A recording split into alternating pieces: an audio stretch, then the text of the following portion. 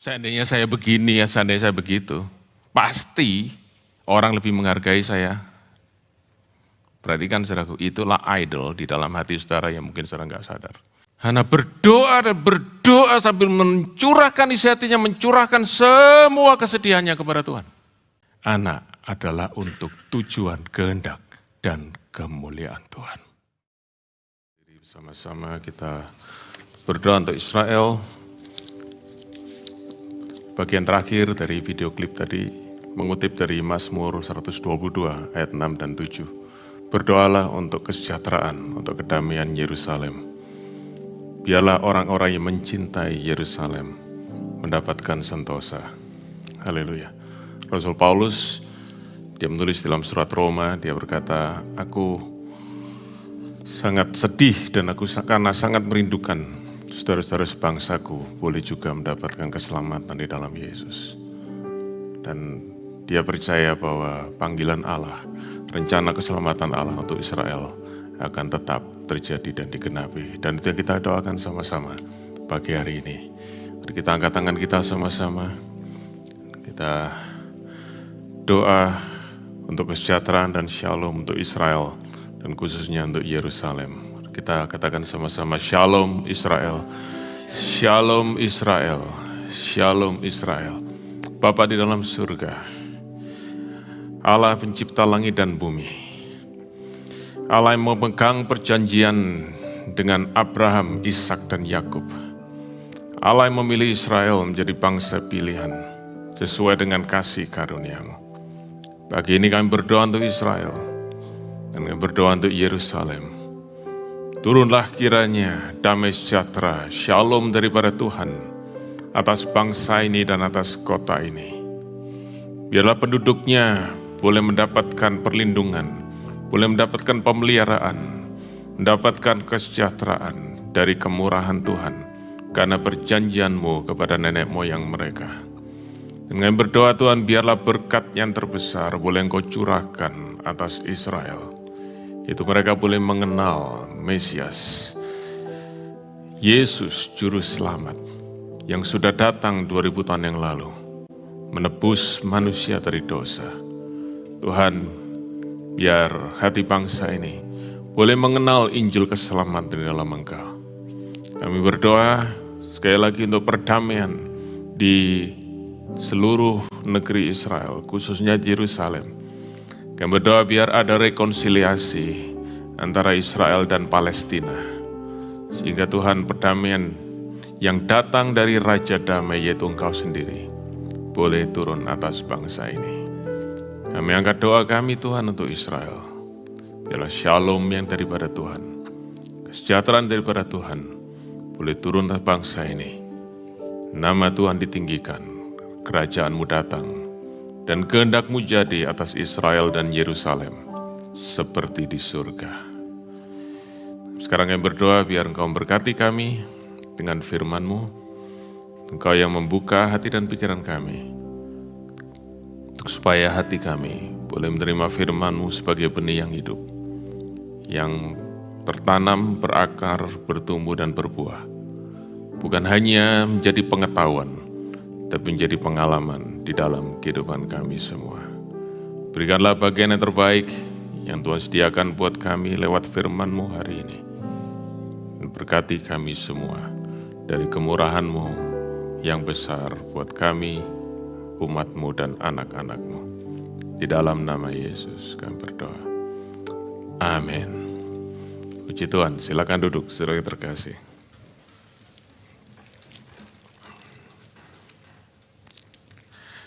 Hari ini saya ingin bersama-sama dengan saudara belajar dari satu pribadi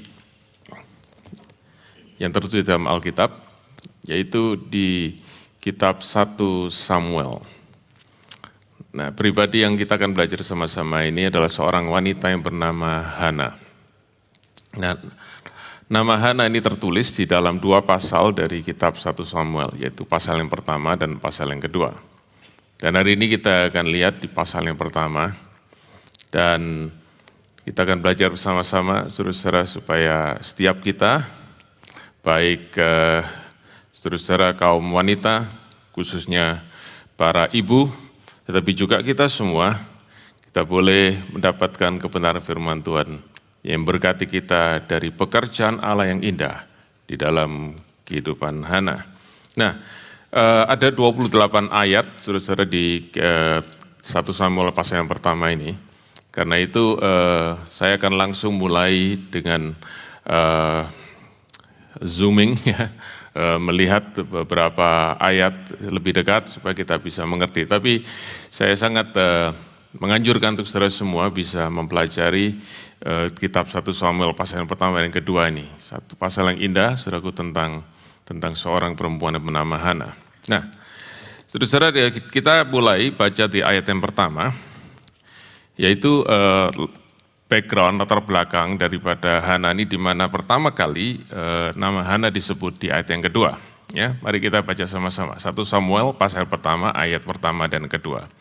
Ada seorang laki-laki dari Ramataim Zowim, dari pegunungan Efraim. Namanya Elkana bin Yeroham bin Elihu bin Tohu bin Zuf, seorang Efraim. Orang ini mempunyai 2 istri, yang seorang bernama Hana dan yang lain bernama Penina. Nanti saudaraku kita akan lihat sedikit. Saya percaya, saudaraku, Alkitab ditulis dengan sangat hati-hati oleh hikmat daripada Roh Kudus, dan mengapa Hana disebut lebih dulu daripada Penina. Kita akan lihat. Nah, tetapi saya ingin kita melihat, saudaraku, pribadi daripada Hana ini, ya. Bagaimana kita bisa melihat, kita bisa belajar dari Hana ini. Yang pertama, saudara-saudara, kalau kita mempelajari firman Tuhan, kita mempelajari seseorang, saudara-saudara, dalam firman Tuhan. Yang pertama adalah bagaimana hubungannya dengan Tuhan. Itu yang paling penting. Ya, saudara, bukan seberapa pandai dia, seberapa ganteng atau cantik dia, seberapa kuat dia, seberapa pintar dia, tapi seberapa dalam hubungannya dan dekat hubungannya dengan Tuhan. Nah, mari kita baca di ayat yang ketiga. Yang ketiga dikatakan begini, orang itu adalah Elkana, ya, suami daripada Hana. Dikatakan orang itu dari tahun ke tahun pergi meninggalkan kotanya untuk sujud menyembah dan mempersembahkan korban kepada Tuhan semesta alam di Shilo. Mengapa di Shilo, saudaraku? Sebab di kota Shilo itu, saudara-saudara, ada satu rumah ibadat, ada satu bait Allah, dan di dalam rumah ibadat itu tersimpan tabut perjanjian. Ya, dan tabut perjanjian itu bicara tentang kehadiran Allah di tengah-tengah umat Israel. Dan karena itu, saudaraku, sesuai dengan peraturan hukum Taurat yang ditetapkan oleh Tuhan lewat Musa, maka ada hari-hari raya di mana semua orang Israel harus pergi ke bait Allah, berkumpul, saudaraku, untuk beribadah kepada Tuhan. Dan Elkana dari tahun ke tahun, ya, dengan setia dia pergi dan, saudaraku, beribadah menyembah Tuhan. Nah, ayat yang ketujuh, kalau saudara baca ayat ke-7, demikian juga terjadi dari tahun ke tahun setiap kali Hana pergi ke rumah Tuhan. Berarti Hana selalu bersama-sama dengan Elkana. Ini, saudaraku, pasangan suami istri yang buat saya yang terbaik, yang kita bisa lihat sebagai fondasi yang sangat indah dan sangat kuat. Dua-dua, suami dan istri, setiap kali bersama-sama beribadah kepada Tuhan bersama-sama. Ya, bukan gantian. Minggu pertama suaminya, istri di rumah. Minggu kedua, kenapa ketawa Pak Gideon? Oke, ya, bukan gantian, saudaraku. Yang kedua, minggu kedua istri yang pergi, suami di rumah, saudaraku. Tapi setiap minggu bersama-sama mereka pergi ke rumah Tuhan. Saudara-saudara lihat, suami istri, dua-dua beribadah kepada Tuhan, dua-dua menyembah Tuhan, dua-dua mengasihi Tuhan. Pertanyaan saya, kalau kita mendengar seperti ini, bagaimana kehidupan mereka? Kita selalu berkata, pasti mereka diberkati Tuhan. Amin. Nggak yakin? Oke, alright. Jadi kita selalu berkata begitu. Saudara-saudara, mari beribadah kepada Tuhan. Lihat, nanti hidup saudara akan diberkati. Nah, saudara, bagaimana dengan kehidupan Hana? Kita kembali ke ayat yang kedua. Tadi, saudara, sebab saya putus kalimatnya, yaitu dia punya dua orang istri, Elkana. Ini yang pertama Hana dan yang kedua Penina. Dan dikatakan Penina mempunyai anak, tetapi Hana tidak. Dan Hana ini mandul, saudaraku. Tidak bisa punya anak. Bahasa Inggrisnya barren. Dan kalau saudara baca dalam Alkitab, dia bukan orang pertama, saudaraku, yang disebut mandul. Kalau saudara tahu yang pertama disebut mandul, itu adalah istri daripada Abraham, yaitu Sarah. Ya, mandul. Kemudian saudaraku, menantu daripada Abraham, Ribka, itu juga mandul. Oke, pada mulanya. Kemudian Rachel, saudaraku, ya, keturunan ketiga, oke, istri daripada Yakub juga mandul. Jadi saudaraku, kemandulan, saudaraku, bukan sesuatu yang jarang terjadi, tetapi tetap sesuatu yang menarik perhatian. Sebab apa, saudaraku? Sebab kemandulan itu punya satu makna yang dalam bagi orang Israel dan khususnya bagi para wanita di Israel. Nah, mengapa demikian, saudaraku? Karena kalau saudara membaca di dalam kitab Kejadian pasal yang pertama, ayat yang ke-27. Maka berfirmanlah Tuhan, baiklah kita menjadikan manusia segambaran serupa dengan kita. Ingat ya, saudaraku ya. Lalu dikatakan, maka diciptakanlah manusia itu, laki-laki dan perempuan, diciptakanlah mereka. Lalu, ayat 28 dikatakan, Allah memberkati mereka. Dan apa berkat Allah untuk mereka? Dikatakan apa? Bertambah banyaklah, penuhilah bumi, dan kuasailah, bertambah banyak. Jadi berkat yang pertama adalah bertambah banyak. Artinya apa? Berkat keturunan. Itu yang pertama diucapkan dari mulut Allah kepada pasangan suami istri. Oke? Kalau saudara baca di dalam Mazmur pasal 127, ya saudara tentu ingat ya, ayat yang pertama saudara tentu ingat. Jikalau bukan Tuhan yang membangun rumah, sia-sialah usaha orang membangunnya. Saudara ingat ayat itu kan? Nah, ayat 3 dikatakan, anak laki-laki adalah milik pusaka daripada Tuhan. Oke, dan anak-anak itu adalah upah daripada Tuhan. Jadi saudara-saudara, buat orang Israel, buat mereka yang percaya kepada Tuhan, mereka beribadah, mereka melihat anak-anak itu adalah berkat daripada Tuhan. Orang Israel tidak pernah melihat anak-anak itu jadi beban. Oke, orang tidak pernah melihat, oh ini bikin trouble, bikin pusing kepala. Enggak, itu adalah berkat daripada Tuhan. Jadi saudaraku, untuk seorang tidak punya anak, itu adalah sesuatu yang rasa berat karena mereka merasa, kenapa Tuhan tidak memberkati saya?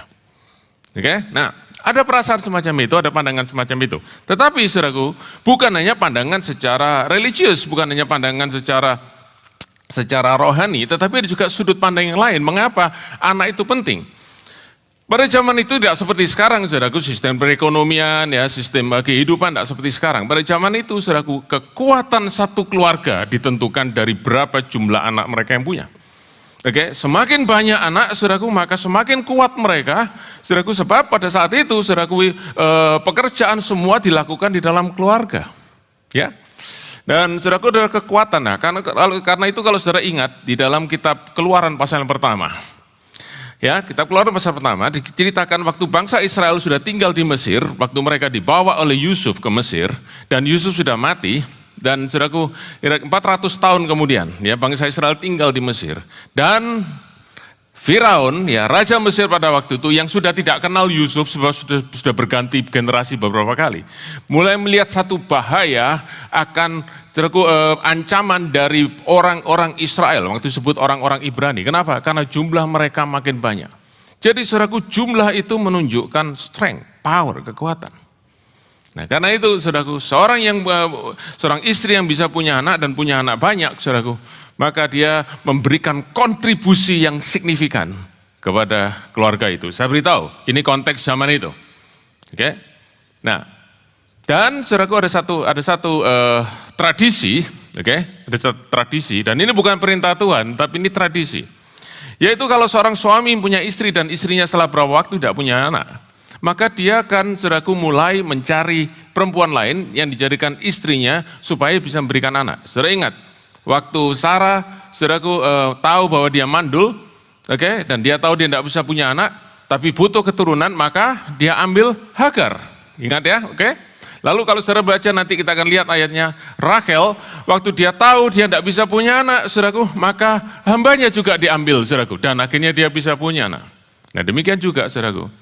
Banyak penafsir Alkitab percaya bahwa Hana adalah istri pertama daripada Elkana. Tetapi karena Hana tidak bisa punya anak, maka Elkana melihat bahwa keturunannya, bagaimana dengan keturunannya, keluarganya akan lenyap kalau dia tidak punya anak. Maka dia mengambil Penina jadi istrinya.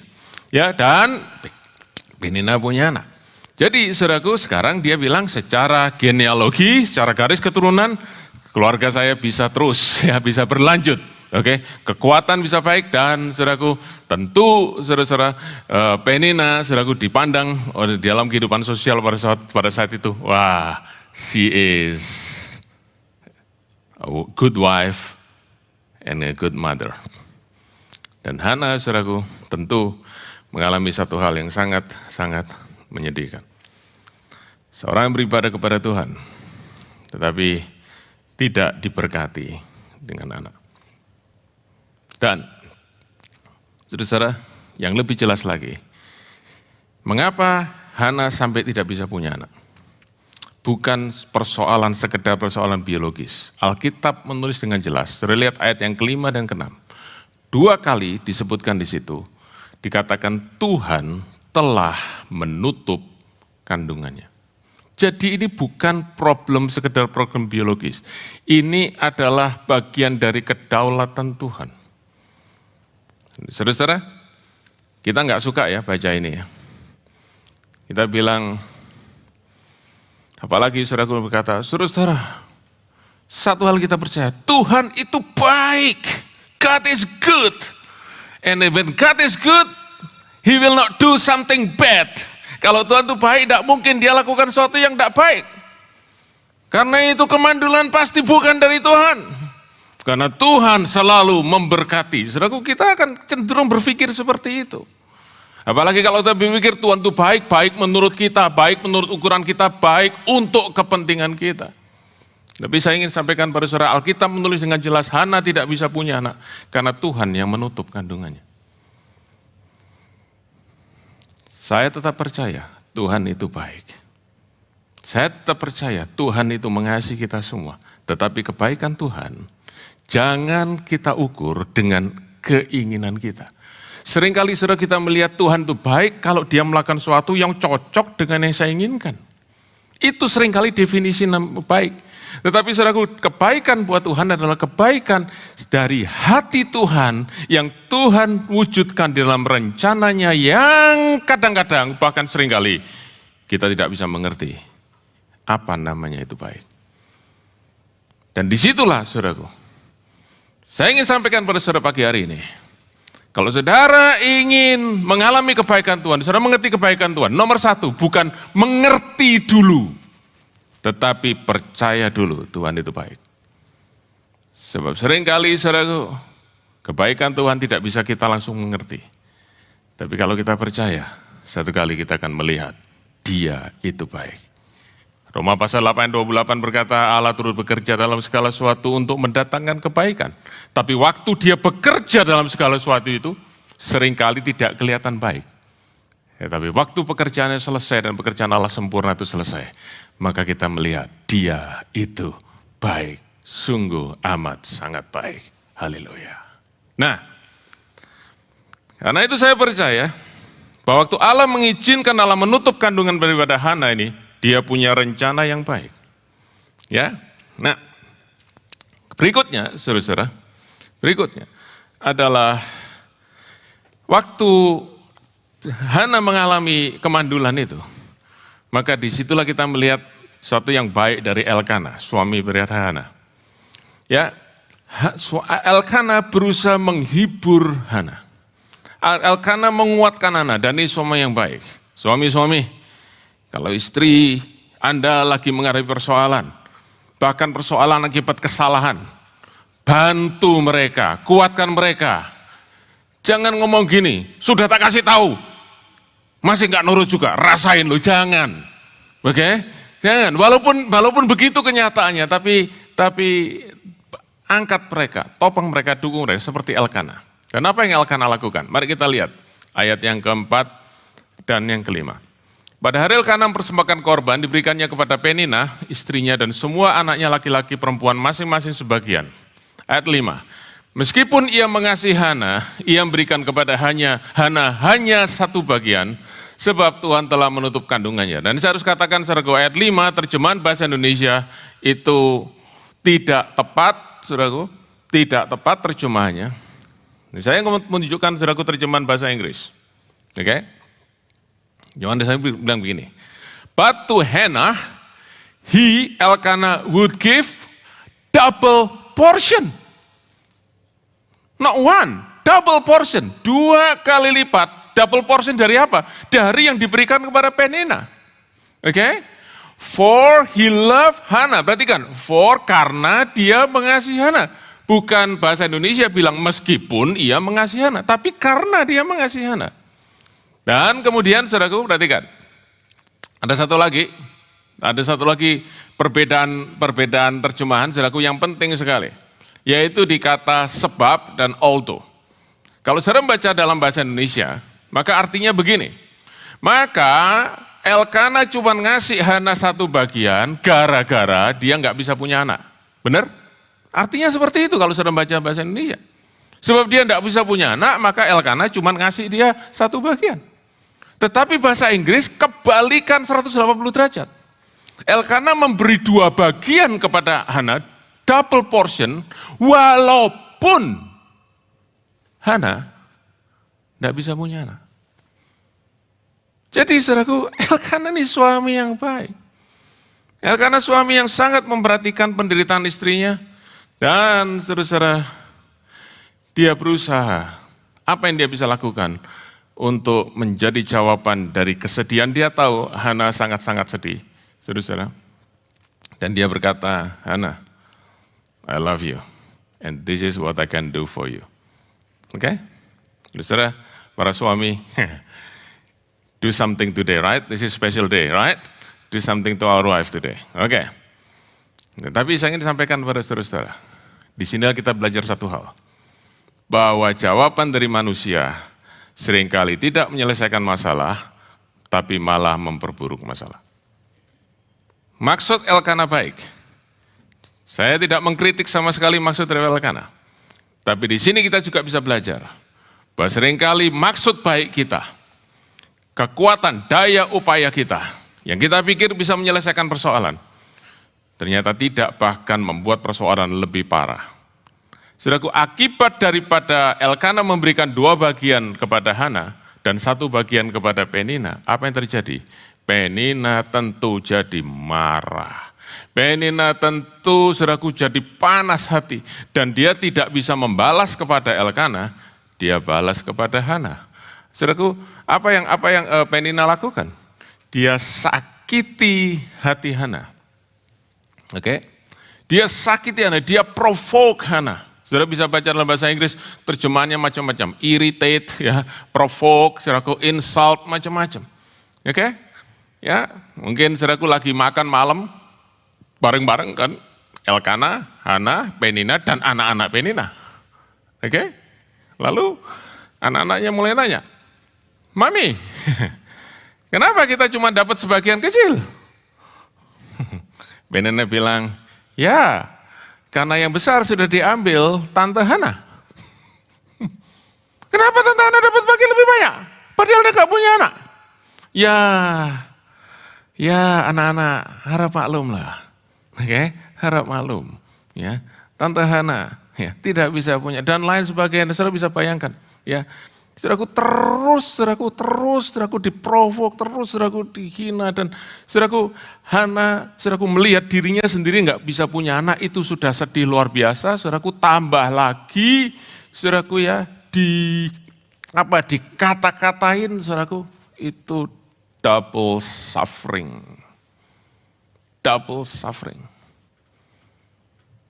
Dan karena itu kalau saudara baca ayat yang ke-7, dikatakan itu bukan terjadi sekali, terjadi berapa? Bertahun-tahun. Dan Hannah selama itu diam, dia tidak pernah balas Penina. Tapi dia simpen sendiri semua. Sampai apa saudaraku? Hatinya sakit, ya. Kalau sekarang mungkin saudaraku depresi, ya, dan saudaraku kesedihan yang mendalam, sampai akhirnya dia terus menangis dan tidak mau makan. Kesedihan yang sangat berat. Nah, melihat itu, saudaraku, melihat kejadian itu, lagi-lagi Elkanah tidak tinggal diam. Dia coba untuk bantu Hana sekali lagi. Sudah baca ayat ke-8. Dia berkata begini, Hana, mengapa engkau menangis? Mengapa engkau tidak mau makan? Mengapa engkau sedih? Bukankah aku, suamimu, lebih berharga dari 10 anak laki-laki? Wah, saudara ya, dia bilang, I'm better than 10 sons. Kamu masih punya aku.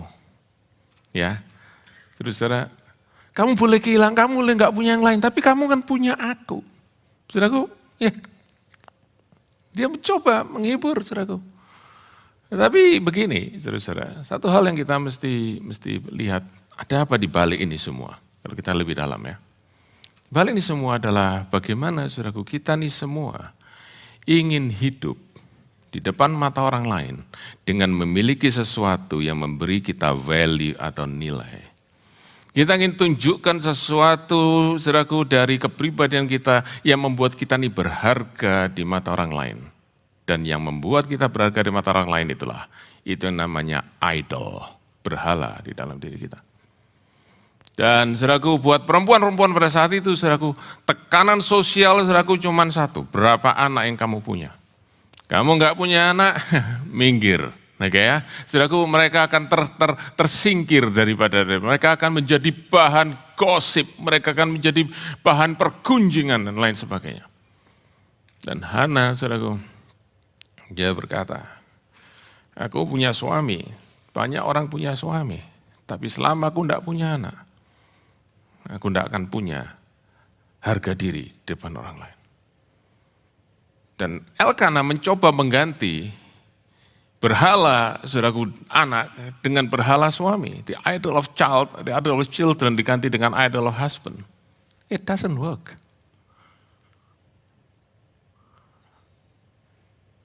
Saudara hari ini merasa diri saudara nggak berharga, saudara masih kurang ini dan itu.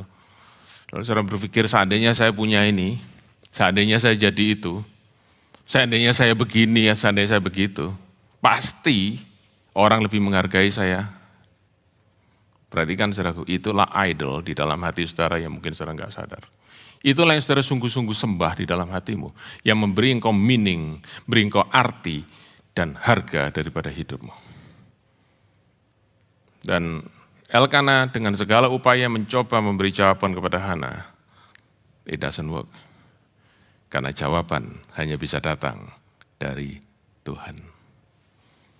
Dan itu sebabnya saudaraku, di ayat yang ke-9, dikatakan Hana berdiri, dan dia pergi ke rumah Tuhan sekali lagi. Tapi kali ini dia bukan hanya beribadah seperti yang sebelumnya.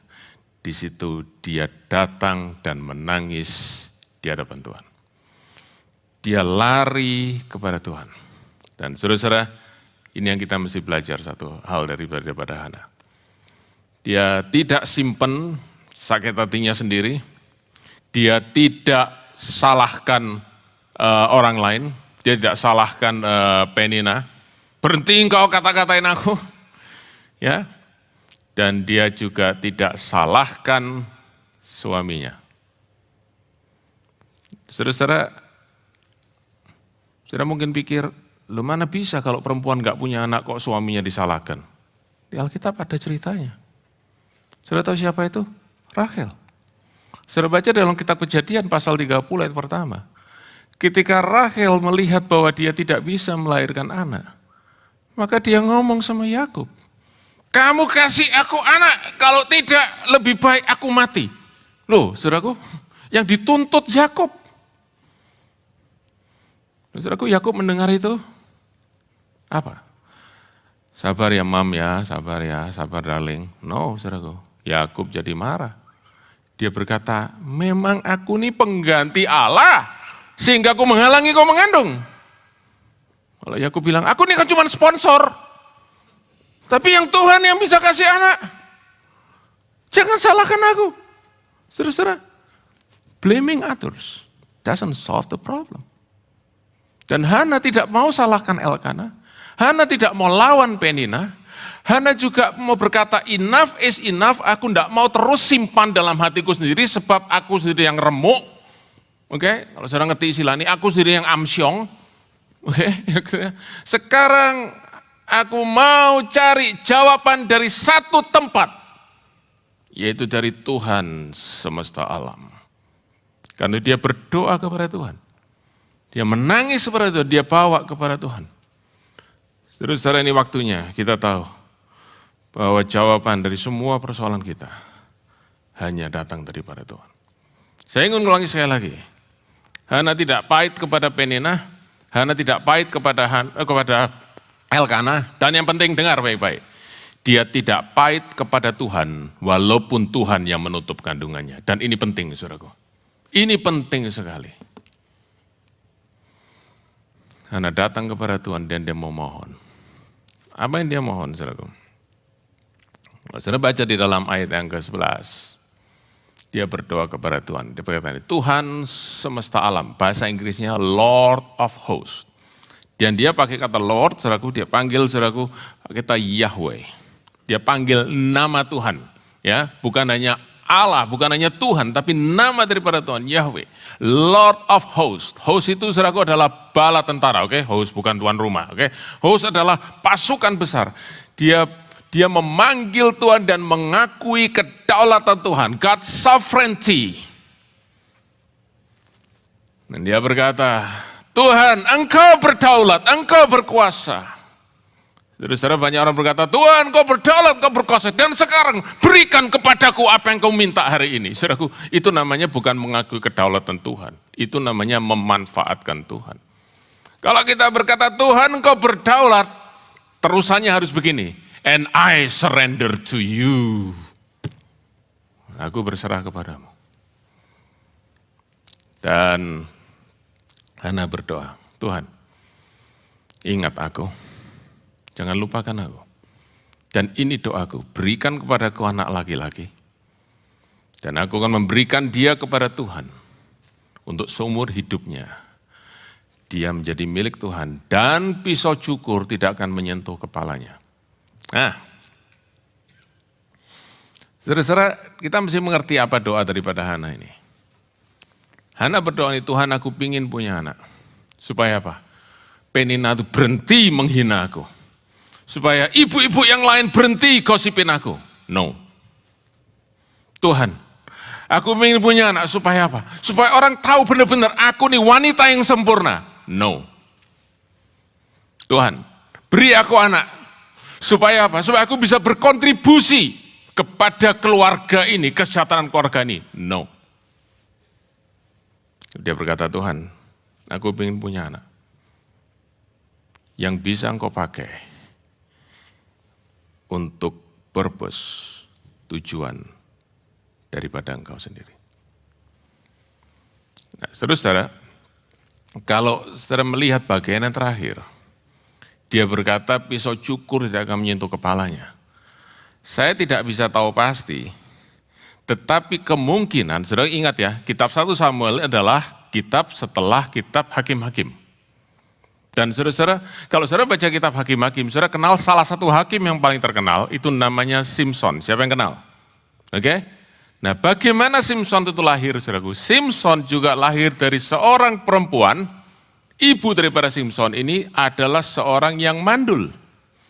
Di dalam kitab Kejadian pasal 13, saudaraku, dikatakan ada seorang dari suku Dan namanya Manoah, istrinya mandul, dia tidak bisa punya anak. Tetapi kemudian malaikat datang kepada dia berkata, memang kau mandul tidak punya anak, tetapi engkau akan mengandung dan melahirkan seorang anak laki-laki. Dan dikatakan apa? Kepalanya tidak akan kena pisau cukur dan dia akan menjadi seorang nazir Allah. Dan kalau saya mau baca nazir Allah, oke, saudara bisa baca di kitab Ulangan pasal 21. Nazir, saudaraku, adalah seorang yang benar-benar dipersembahkan kepada Allah. Bahasa Inggrisnya consecrated, dikhususkan hanya untuk Allah. Dia tidak akan kerjakan yang lain. Dia benar-benar menjadi abdi Allah, sepenuh hati, sepenuh waktu. Dia tidak akan kerja yang lain. Seluruh hidupnya diberikan kepada Tuhan. Saya tidak tahu, saudaraku, apakah ini ada hubungannya dengan doa daripada Hana, tetapi saudaraku, satu hal yang saya ingin sampaikan bahwa Hana, dia tidak berdoa minta anak untuk kepentingannya, tetapi dia mulai melihat kepada Tuhan dan dia mulai berkata, Tuhan, Aku tahu bahwa selama ini aku minta anak, itu dari hatiku yang idolatrous. Anak itu menjadi berhala dalam hatiku, tapi sekarang aku ingin anak itu menjadi sesuatu yang bisa engkau pakai. Aku berikan kepada aku anak supaya engkau bisa melaksanakan maksud dan rencanamu lewat hidupku dan lewat anakku. Saudara-saudara, sekarang dia tidak lagi minta anak untuk tujuan dan kepentingan pribadi, dia minta anak untuk tujuan daripada Tuhan. Terus saudara, saya mau berhenti 1 menit. Maksudnya membahas ayat firman Tuhan. So kita refleksi sama-sama. Semua ibu-ibu yang ada di tempat ini, all mothers in this place, please reflect on this. Saudara semua punya anak, yang punya anak. Saya mau tanya, impian apa yang saudara miliki atas anak saudara? Saudara ingin anak saudara itu jadi apa? Impian apa yang saudara ingin punya atas anak saudara? Saudara ingin punya anak-anak yang bagus dalam hal apa? Menonjol dalam hal apa? Yang terutama. Pertanyaan yang ketiga. Saya mau tanya kepada saudara, kalau saudara ada keberatan boleh jawab. Berapa banyak bapak ibu di sini yang bangga dengan anak-anakmu? Sedikit sekali, kasihan juga. Oke, oh ternyata sungkan dia. Ya, sungkan. Oke. Pertanyaan saya berikutnya, apa yang saudara paling banggakan dari anak-anak saudara? Apakah saudara bangga karena anak saudara menonjol di sekolah, juara 1 terus? Oke, setelah lulus, bekerja di perusahaan paling top, gajinya top, rising star. Apakah karena anak saudara punya keterampilan yang menonjol, bakat seni yang menonjol, itu yang saudara banggakan, itu yang saudara ceritakan? Is that? Be careful. Saudara sudah menjadikan anak berhala di dalam hidup saudara. Tanpa sadar.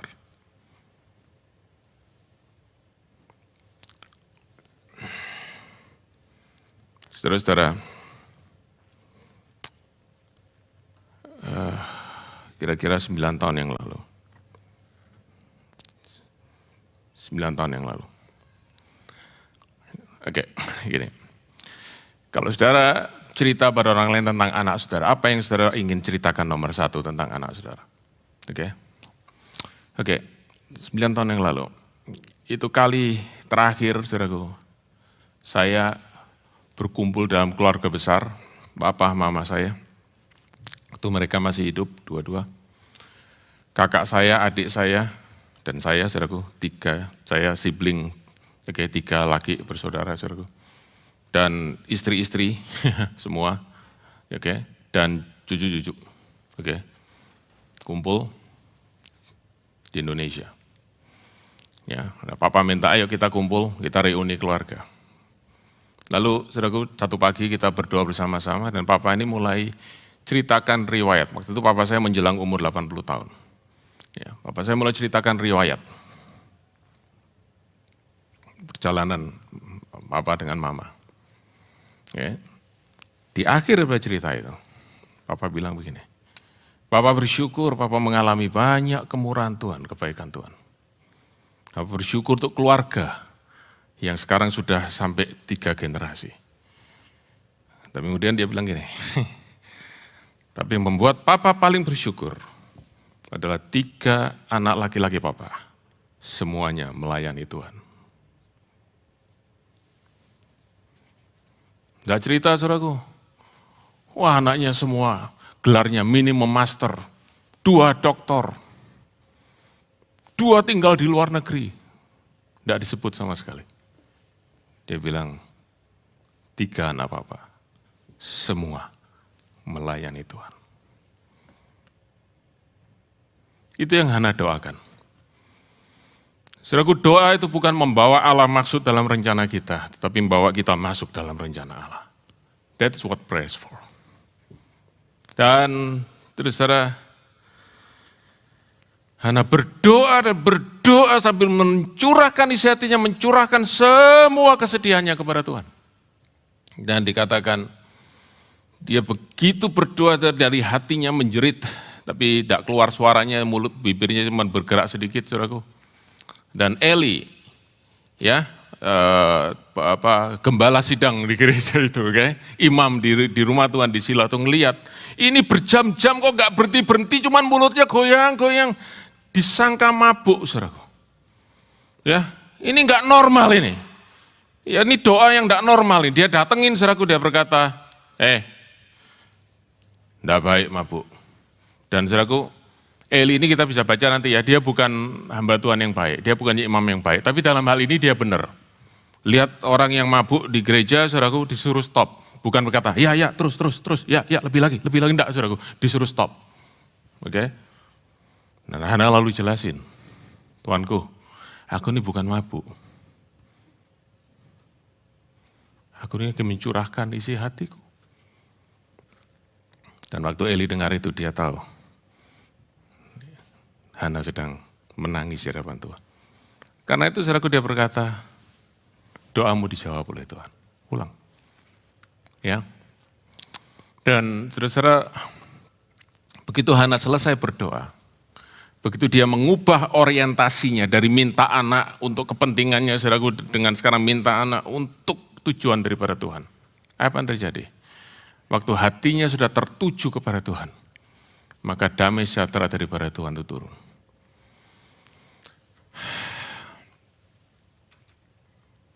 Dikatakan apa? Mukanya tidak muram lagi. Padahal waktu itu dia belum tahu dia punya anak atau tidak, dan kapan dia punya anak, tapi saudaraku, mukanya tidak muram lagi. Kenapa? Karena sekarang dia berkata, I set my eyes upon the Lord. Tidak lagi terfokus pada diriku sendiri, tidak lagi mendengerin orang gosipin aku, tapi aku taruh mataku kepada Tuhan. Arahkan mataku kepada Tuhan. Dan mukanya tidak muram lagi. Saudaraku, ada Mazmur, kalau saudara ingat cari ya nanti ya. Tujukanlah pandangan kepada Tuhan, maka mukamu akan berseri-seri. Ya, ada itu di kitab Mazmur. Ya. Dan Hana, saudaraku, tidak lagi sedih sebab sekarang bukan lagi anak yang menjadi pusat kehidupannya, tapi Tuhan yang menjadi pusat kehidupannya. Sekarang Tuhan bukan alat untuk mendapatkan anak, tetapi sekarang dia berdoa, anak adalah alat untuk tujuan daripada Tuhan. Di balik 180 derajat, saudara. Karena itu sekarang dia bisa bersuka cita. Haleluya. Dan dia pulang penuh dengan sukacita. Saya rasa dia tidak pulang, tidak lo ngeklaim, aku percaya aku punya anak, aku percaya aku punya anak. Dia tidak bikin confession of faith atau declaration of faith. Dia cuma berkata, Lord, you are now the center of my life. Dan saudara-saudara, ayat 19 dikatakan, Tuhan ingat kepadanya. Doa Hana dijawab, karena Hana berdoa, Tuhan ingat aku. Ya, dia mengandung dan punya anak, aku dikasih nama Samuel, sebab katanya aku telah meminta daripada Tuhan. Tetapi saudaraku, Samuel ini juga punya dua arti lagi. Yang pertama adalah mendengar Tuhan. Dan yang kedua adalah memuliakan Tuhan. Samuel. Ya, ada 3 arti saudaraku. Saya baca di komentar, indah sekali. Dan kemudian saudaraku, ayat yang ke-22, ya, berarti kan setiap tahun kan Elkana ini pergi ke rumah Tuhan. Nah, hal itu dia mau ajak Hana, tapi Hana bilang, aku mau tinggal di rumah saja ya. Aku mau pelihara Samuel ini ya, sebab dia masih kecil. Nanti kalau dia sudah cerai susu, sudah tahu ya, bahasa Indonesianya disapih, sudah enggak nyusu lagi, maka aku akan bawa dia kepada Tuhan sesuai dengan nasarku tadi, sesuai dengan janjiku tadi. Oke? Dan saya beritahu kepada saudara-saudara semua, bahwa kalau kita berkata, saudaraku, Hana ini bargaining dengan Tuhan, ya, saya rasa saya tidak setuju. Saudara-saudara, Tuhan tuh nggak perlu diajak trading dengan kita. Tuhan, kalau kau kasih ini, aku akan kasih ini. Kalau seperti itu berarti saudara tahu, berarti kita menganggap Tuhan tuh perlu sesuatu daripada kita. Makanya, oke, kamu kasih dulu. Tuhan tidak perlu dagangan dengan kita, oke? He is not a trader, he is God. Karena itu waktu Hana berkata, Tuhan aku minta anak untuk tujuanmu, benar-benar tujuanmu. Bukan untuk yang lain, bukan untuk kepentinganku. Nah, Karena itu Hana berkata, aku akan pelihara anak ini dulu. Nah, saudara-saudara kalau kita lihat, saya tidak tahu berapa banyak saudara-saudara ibu-ibu, saudara anak saudara menyusu sampai umur berapa. Tetapi saudaraku, tradisi pada saat itu, ya, enggak 6 bulan, saudaraku selesai enggak, saudaraku. Itu sampai bertahun-tahun, ada yang sampai 3 bahkan sampai 5 tahun, saudara-saudara, artinya anak itu baru disapih itu artinya baru bisa dilepas. Selama itu dipelihara terus oleh Hana ini. Jadi Samuel kira-kira 3 sampai 5 tahun saudaraku dipelihara oleh Hana sendiri. Pertanyaan saya adalah, apa yang Hana lakukan selama 3 sampai 5 tahun? Perhatikan, ini saya sampai bagian terakhir, dan selalu biasa bagian terakhir, bagian paling panjang. Oke? Perhatikan, apa yang Hana lakukan selama 3 sampai 5 tahun waktu dia masih memelihara Samuel di rumahnya. Jadi saudara, tidak ditulis dengan jelas dalam Alkitab, tapi saya bisa mengambil kesimpulan. Hana mendidik Samuel di dalam iman yang benar kepada Tuhan.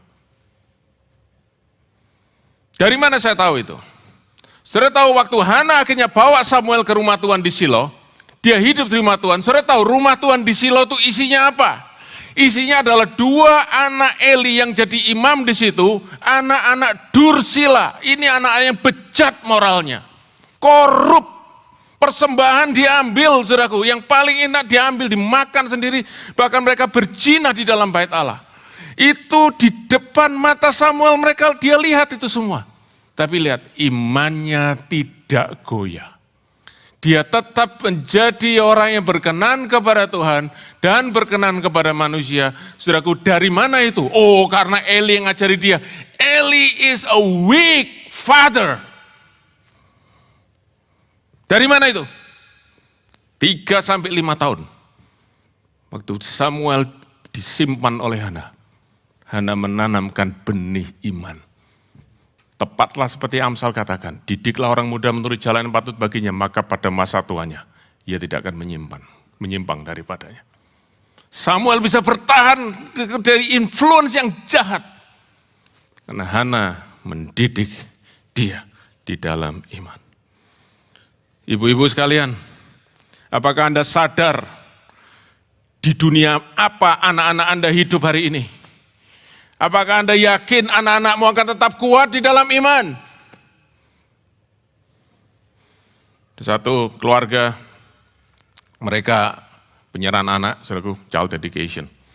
Ada anak yang besar, umur 6 tahun, sama adiknya, saudaraku, baru umur 1 tahun. Diserahkan, didoakan oleh pastornya. Pulang, anak yang umur 5-6 tahun, kokonya ini nangis. Di mobil nangis. Maminya tanya, hey, what's wrong? Ya, aku ingat tadi Pak Pendeta pastornya bilang bahwa aku dan adik harus dididik di dalam keluarga Kristen. Terus maminya bilang, ya so what? Aku nggak mau pisah dari kamu berdua. Oke, if you understand this thing. Aku tidak mau pisah dari papi dan mami. Oke, if you understand that story. Oke, saudaraku, pertanyaannya, di lingkungan apa anak-anak saudara didik hari ini? Dan Hana mendidik anak-anaknya, anak Samuel, dalam takut akan Tuhan. Tiba waktunya dia bawa Samuel. Dia persembahkan kepada Eli. Dia berkata, ini sesuai dengan janjiku.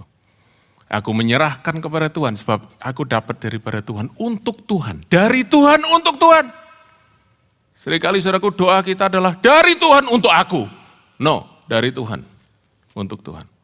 Terserah Tuhan seumur hidupnya. Saudara-saudara saya selalu pakai ayat ini ya waktu ada child dedication. Tetapi saya bayangkan waktu Hana berkata itu, mungkin air mata mengalir. Aku sudah lagi tidak bisa terus sama-sama Samuel, cuman ketemu 1 tahun, 2-3 kali waktu aku ke Shilo. Dia sangat mencintai Samuel, tapi dia harus pisah. Tapi dia berkata, yang terbaik buat Samuel adalah melayani Tuhan, bukan menyenangkan aku. Saudara-saudara, satu hal yang Hana tahu, dia sudah siapkan Samuel untuk hidup terpisah daripada dia. Mothers, have you prepared your children to live separately from you?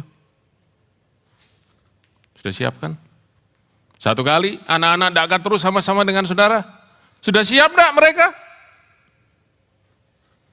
Masuk di dalam dunia seperti Samuel yang masuk di dalam rumah Tuhan tapi yang isinya kejahatan.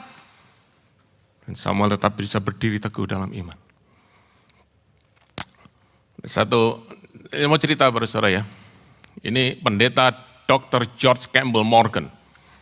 Pendeta yang terkenal saudaraku di Inggris, penginjil, pengkhotbah, pengajar Alkitab, pengarang buku lebih dari 100 buku dan esai. Berkhotbah pertama kali umur 13 tahun.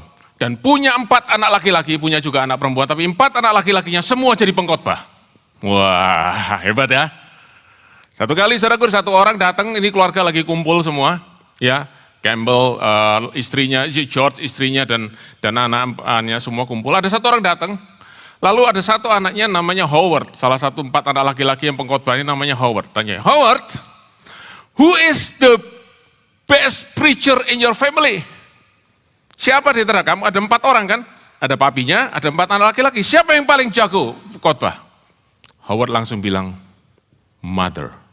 Hah? Mother? Yes, mother. Mungkin istri daripada Campbell Morgan tidak pernah khotbah di mimbar. Tapi dia khotbah dari kehidupannya. Yang membentuk anak-anaknya. Sampai mereka semua melayani Tuhan. Saudara-saudara, waktu Samuel diserahkan oleh Hana tidak pernah tahu Samuel akan jadi apa. Tapi saya mau tutup, saudaraku. Ini benar-benar penutup. Bahwa Tuhan selalu bekerja di dalam waktu kairos yang sempurna. Saudara tahu waktu kisah Samuel terjadi itu kapan, saudaraku? Itu adalah menyambung daripada kitab Hakim-Hakim pasal terakhir. Dan kitab Hakim pasal terakhir berkata begini, orang Israel tidak ada raja, dan setiap orang berbuat benar menurut pandangannya sendiri. Ini benar-benar namanya chaos, kacau. Ini saudaraku bangsa yang kacau. Tidak ada pemimpin dan tidak ada hukum, moral kacau, sosial kacau. Dan bukan hanya itu. 1 Samuel pasal 3 yang pertama berkata, pada masa itu firman Tuhan itu jarang, penglihatan pun tidak sering. Agak berbeda dengan hari ini yang terlalu sering, saudaraku. Oke, nah. Saudara-saudara, jarang sekali suara Tuhan yang benar.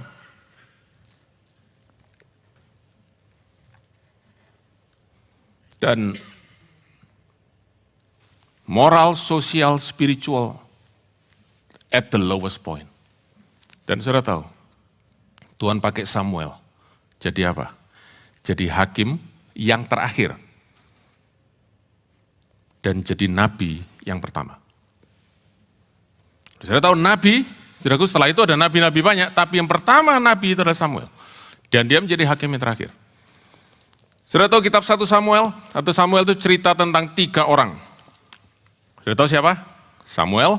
Yang kedua siapa Pak Gideon? Saul. Yang ketiga? Daud. 3 orang. Dan saudaraku Saul dan Daud semua dilantik oleh Samuel. Dipakai Tuhan luar biasa. Dari doa seorang ibu yang berkata, anak bukan untuk kebanggaan pribadi, anak bukan untuk kepentingan pribadi, anak adalah untuk tujuan kehendak dan kemuliaan Tuhan. Happy Mother's Day.